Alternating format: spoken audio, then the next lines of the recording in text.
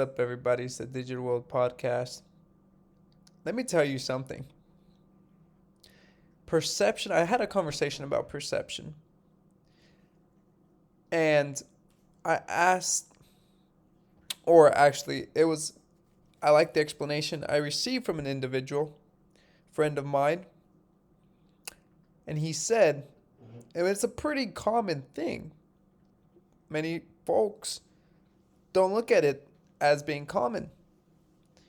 And he said to me, the way we perceive our world changes. How you perceived it when you were a young kid, a toddler, headed into elementary school, to high school, to college, and now as an adult.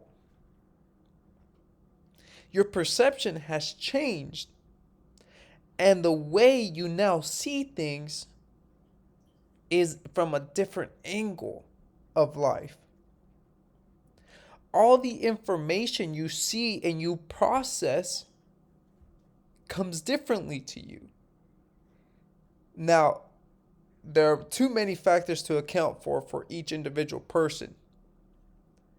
But the fact that their perception on life varies from person to person is a big deal. And I think this tweet right here by Ben Rickert goes to show that if you have a propaganda machine that is able to keep pumping a narrative that everyone can hear and everyone listens to because they think that said people have their best interests in mind, then there are some common agreements and themes that follow this narrative that many people can go after. However, there's always that small minority that has a different perception of it.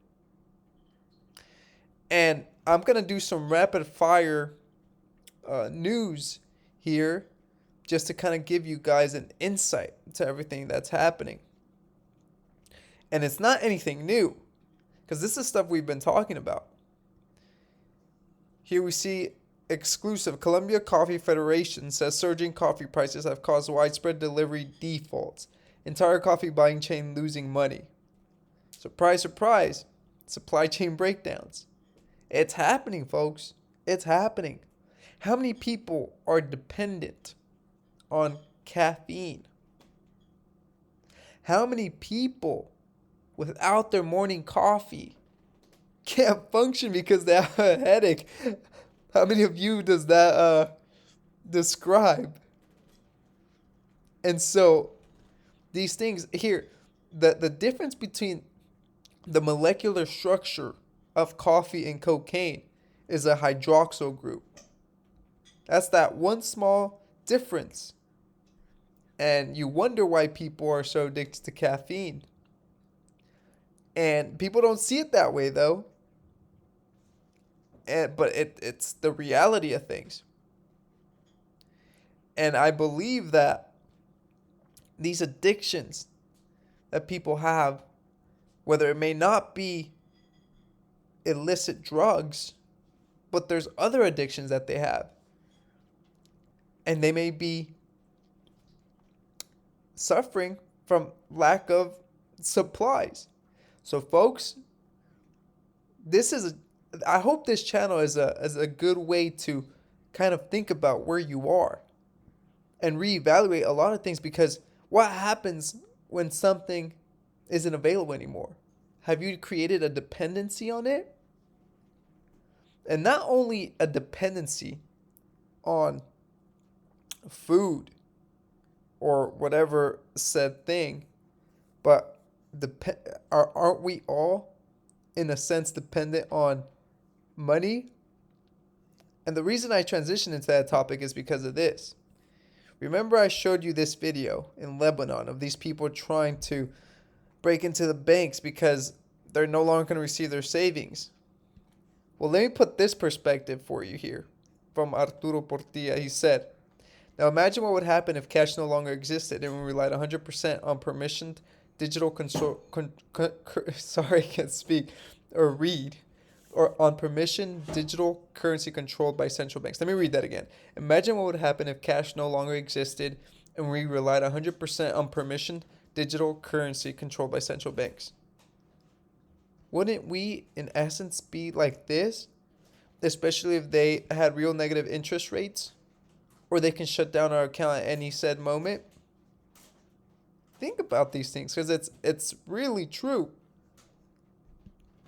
Here we see Joe Biden's $3.5 trillion spending spree isn't Build Back Better. It's the government dependency plan. So for anyone who thinks that there's free lunches, there's not a free lunch. And with, things like this happen, I'm not going to read it. You can read it for yourselves. But things like this happening, it's going to create a strain on the system. Not only for these federal agencies or, city departments, institutions. It's going to be for businesses. And that's when all this, spending spree is going to come along to bail out who they think should be bailed out and picking winners and losers.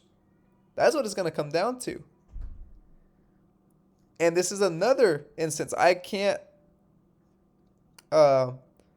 validate this, but this is the word that's going around. That's not due to weather, because apparently this is the only airline that's being shut down. But it's because of people standing up. And it's going to create an economic crisis, and you're going to see labor unions get involved heavily, and it could get pretty ugly. And here's another thing of perception. This is the type of nonsense peddled by the mainstream media as being expert economic analysis. Higher inflation isn't good for the economy, and it's particularly harmful to average Americans. Unfortunately, it's not transitory, and it will get much worse. This is an article that says America needs higher, longer-lasting inflation. And you guys tell me if your budgets for certain things are increasing and you're starting to cut costs on things that you don't need, like some entertainment expenses. Folks, this is the real deal, Holyfield. And this is where we're at in today's day. So I hope this information has brought you some value. Like and subscribe, comment below, let me know your thoughts. As always, I like hearing from you. This is the Digital World Podcast, and I'll see you in the next episode.